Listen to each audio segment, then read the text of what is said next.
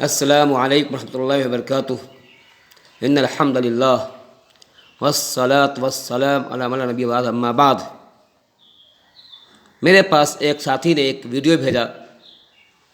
جو شیخ محمد بن رمضان الحاضری کا ویڈیو ہے۔ انہوں نے تقریر کیا ہے، کہا اسے ترجمہ کر کے بھیجیے۔ میں نے ترجمہ ان کو بھیج دیا، لیکن میں نے سمجھا کہ اس کا ویڈیو جو ہے بنا کر کے یوٹیوب ڈالنا چاہیے تاکہ اور لوگوں کو اس سے فائدہ ہو جائے، جو بہت اچھا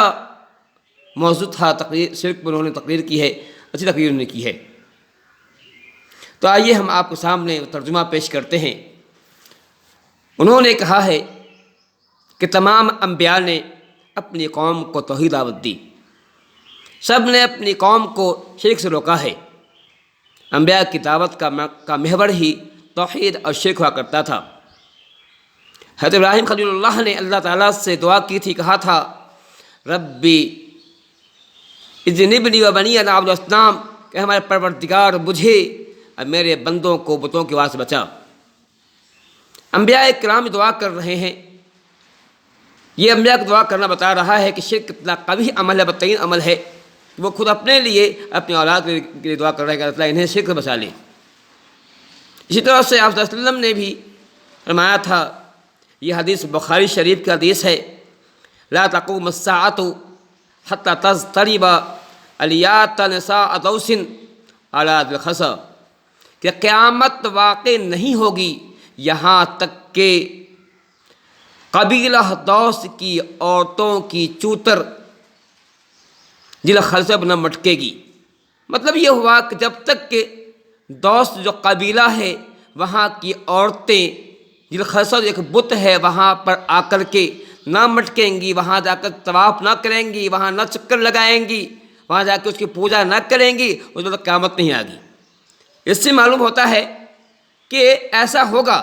قبیلہ دوس سے مراد وہی نہیں بلکہ دنیا کے اندر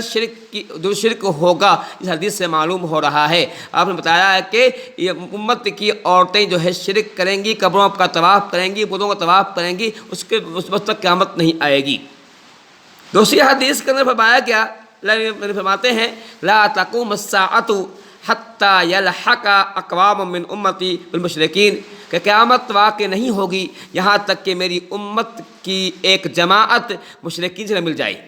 مطلب یہ ہے کہ جو کام مشرکین کرتے ہیں، جو شرک کرنے والوں کے یہاں جو کام ہوتا ہے، ان کے یہاں بت خانے کے اندر یا کلیسا کے اندر جو شرک کرنے والے ہیں، ان کا جو کام ہوتا ہے کہ وہ غیر اللہ کو پکارتے ہیں، غیر اللہ سے مانگتے ہیں، وہاں سجدے کرتے ہیں، وہاں جا کر ہاتھ جوڑتے ہیں، وہاں منتیں مانگتے ہیں، نذر چڑھاتے ہیں۔ جب تک یہ کام جو ہے ضرور بالضرور قیامت سے پہلے جو ہے مسلمانوں کی ایک امت میں ہوگی، جب تک یہ کام نہ ہوگا قیامت نہیں آئے گی۔ اس میں صاف جو ہے ان لوگوں کی نکیر بھی ہے جو لوگ کہتے ہیں کہ اس امت میں شرک نہیں آئے گی، یہ امت شرک نہیں کرے گی۔ یہ اللہ نہیں فرما رہے ہیں کہ نہیں، قیامت اس وقت نہیں آئے گی یہاں تک کہ اس امت کی ایک جماعت، ایک قوم، ایک طائفہ جو ہے مشرکین کے کام کو نہیں کرے گی، تو شرک نہیں، اس وقت قیامت نہیں آئے گی۔ یہاں کہا جا رہا ہے کہ امت شرک کرے گی، اب کوئی لوگ کہتے ہیں شرک نہیں کرے گی، یہ ان کے خلاف یہ حدیث دلیل بھی ہے۔ تو معلوم ہوا کہ امت میں شرک آئے گا، تو ہمیں شرک سے بچنے کی اس میں شیخ نے دعوت دی ہے۔ اس کے بعد شیخ نے ایک اور حدیث پیش کی ہے جو موطا امام مالک کی حدیث ہے، یہ حدیث بھی صحیح ہے۔ اللہ نے دعا کرتے تھے، اللہ کے نبی کی دعا ہے کہ اللہم لا تجعل قبری وثنا یعبد، کہ اے اللہ تعالیٰ میری قبر کو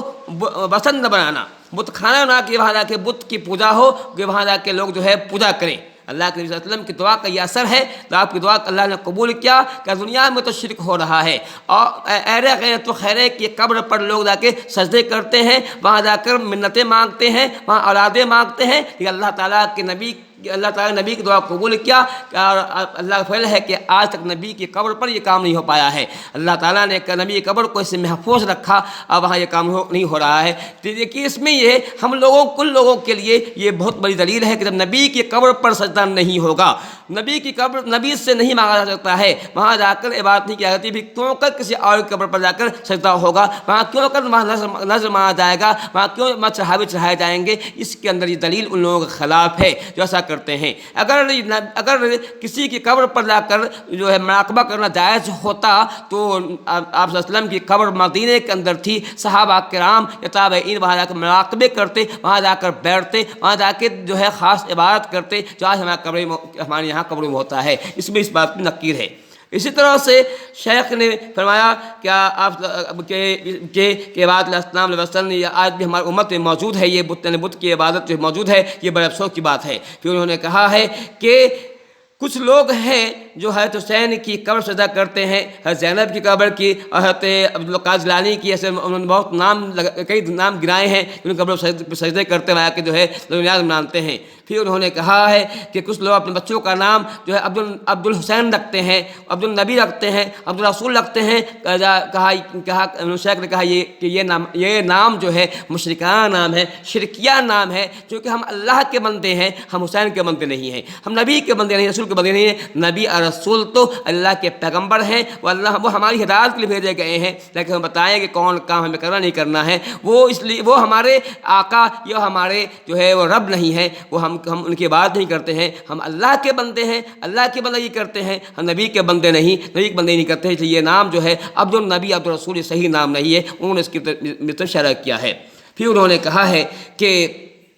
حسین کی قبر جو ہے عراق کے اندر بھی ہے، انہوں نے کہا پھر عراق قبر حسین، اور پھر شام قبر حسین، پھر مصر قبر حسین۔ انہوں نے کہا کہ عراق کے اندر بھی حسین کی قبر ہے، شام میں بھی قبر ہے، مصر بھی۔ کہا کہ یہ تو عجیب بات لگتی ہے کہ ایک آدمی ہو، تین قبریں ہو، ایک قبر جو ہے ایک قبر جو ہے عراق کے اندر ہو، ایک شام میں ہو، مصر میں ہو، یہ تو عجیب غریب بات لگتی ہے۔ پھر انہوں نے کہا ہے کہ حضرت حسین کا کیا جسم کہاں دفن ہوا یہ بات معلوم نہیں ہے، لیکن اتنی بات طے شدہ ہے جو جیسا کہ شیخ الاسلام ابن تیمیہ نے اس کو ان کی تحقیق انہوں نے پیش کیا ہے کہ ان کا حضرت حسین کا سر جو ہے جنت البقیع جو مدینے کے اندر ہے، وہاں ان کی حضرت حسین کی ماں کی قبر ہے، حضرت فاطمہ کی قبر ہے، اس کے جوار میں، ان کے پڑوس میں، ان کے بغل میں جو ہے حضرت حسین کے سر کو دفن کیا گیا تھا۔ یہ بات صحیح بات ہے، لیکن ان کی لاش جو ان کا بدن کو کہاں دفن کیا گیا یہ بات معلوم نہیں ہے۔